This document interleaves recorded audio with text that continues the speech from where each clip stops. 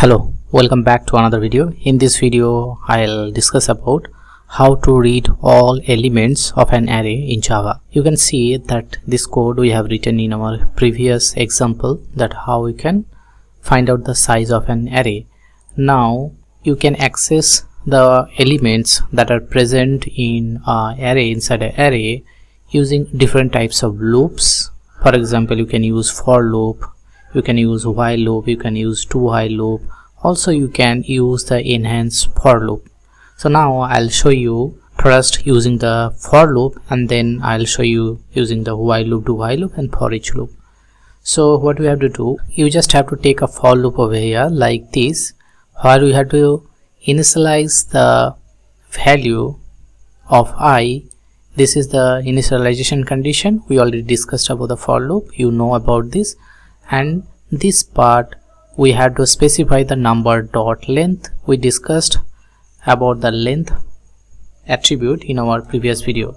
So let me comment the code that we don't require as of now, and then for the last condition you have to use the I++, and inside these two bracket or inside the for block you can access the each and every element inside the array that is present over here.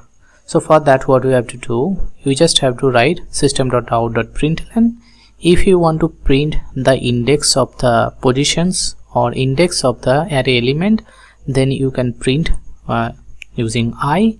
And if you want to access the values that are present inside these indexes, then we have to specify the index over here. So first, in the first iteration, it will give you the first values which is present in the 0th location. That means it will give you the 1, then it will increase its value to 1. 0 plus 1 means 1. So on that case it will give you the value in the first index. Likewise 3, 4, 5 will be printed one by one. Okay, now let me compile it by Ctrl 1 and let me print it. Let me execute it so that you can see the output over here.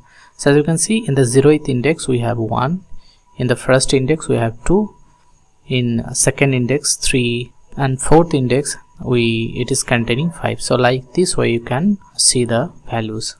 Now if you want to see the values for the second array, so for that what we have to do, just uncomment it and make this one as a comments, and instead of the number you have to use the length, words dot length, and here you have to specify give the name of the array.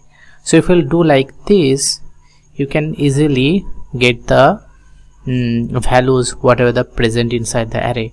So this time it will dynamically fetch the length of the array, so it will execute 3 times.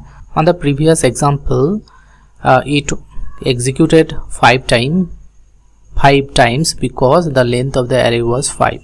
So that's why it executed 5 times. There was a 5 iterations, but in this case the iteration will be 3 times because it is having the 3 elements. So let me compile it and show you the result.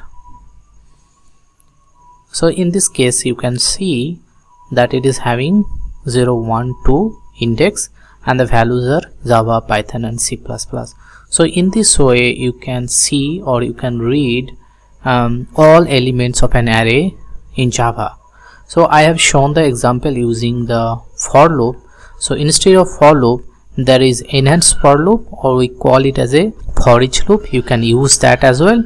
You can use while loop, also you can use the do while loop. You just try to write the code and see the output how it is happening. Okay, so thanks for watching this video. See you in the next one. Till then, take care. Bye bye.